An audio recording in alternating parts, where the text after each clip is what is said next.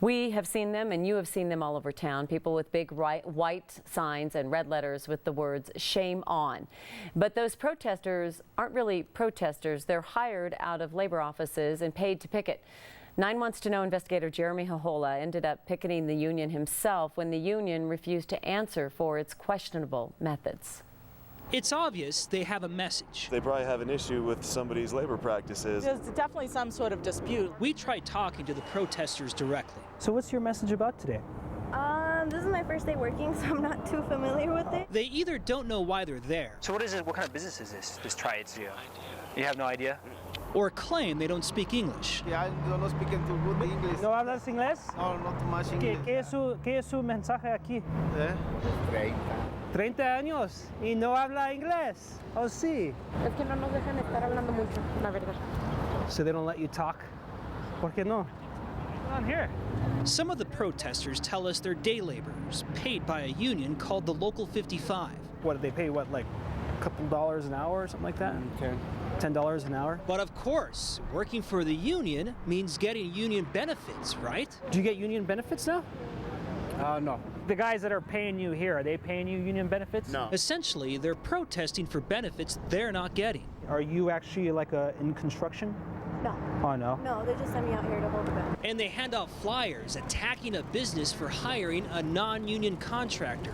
The flyer claims the contractor is not paying area standard wages. This campaign is really false and misleading. Mark Latimer is the president of the Rocky Mountain Associated Builders and Contractors. We're not anti-union. He's been speaking on behalf of the targeted businesses who are too afraid to speak for themselves. They're afraid of retribution or that they'd have more of their sites targeted. And shame on is working. Latimer says some businesses hired union contractors after being protested, even though the worker pay is comparable. He says the union doesn't care who they push out. They just want the jobs for themselves. They're not fighting for the workers, they're fighting for the jobs to be able to do those construction projects. We've learned the Local 55 is part of the Southwest Carpenters Union. What do we want? A national union that's been hiring shame on protesters in cities across the country, from Los Angeles to Washington, D.C. Hi, Mr. Malecki. We called the union numerous times. Hi, is this Mr. Hal Jensen? Hi, Carrie. I'm looking for a Mr. Mark Thompson, please.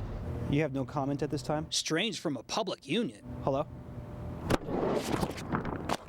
So we made our own sign. Let's see if we get a comment today. I don't think they're going to come out. I see some people moving in there. I wonder if they're calling a manager. Got to protect the skin. Got to stay young. Hello, Colleen. I'm the guy with the banner outside your front door. One woman's taking a picture, yeah. I hope this makes their Facebook page. How's it going? Hung up? Nobody came out, so we tried the front lobby door. See if anybody comments. The door is locked. Any comment? There's a woman right there. Hey, how you doing? No? You're not coming out? You didn't even acknowledge me. Finally, after all of our questions, after all of our phone calls, after all of our pleading for a comment, someone inside decided it was time to speak. You're on private property. Get off. I'm with... I'll have you arrested. Okay. Get off my property. All right. Okay, any comment? Get off my property. Any comment about the shame on protest? All right. Get off the property. So that's it from Local 55. It's clear they didn't like our banner and didn't want to share their story. What a shame. And as you can see, we tried our best to get an explanation about what's really going on with the protests, but what can you do? While the union won't comment, we want you to comment about this story. We are having a debate about it right now through a live chat on 9news.com. Back to you guys. 9 Wants to Know investigative reporter Jeremy Jojola is joining us again. And Jeremy, you've been holding an online chat about your story tonight that aired earlier in the newscast. Our viewers had some questions that you are trying to answer for them. So what are you hearing from them? You know, our chat is very active. You know, this is a talk about story because these protesters have been seen all over Denver, from the downtown area down to the DTC area.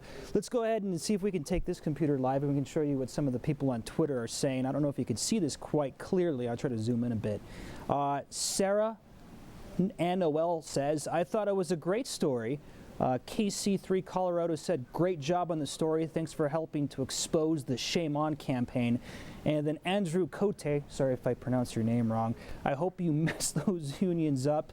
Corrupt ways like that shouldn't exist, even though they do way too often. So far, no negative comments yet. We want to hear more from you. This chat's going to be active through the 10 o'clock newscast, and of course, we're going to have my story air again at 10 o'clock coming up tonight. So we want to hear from you.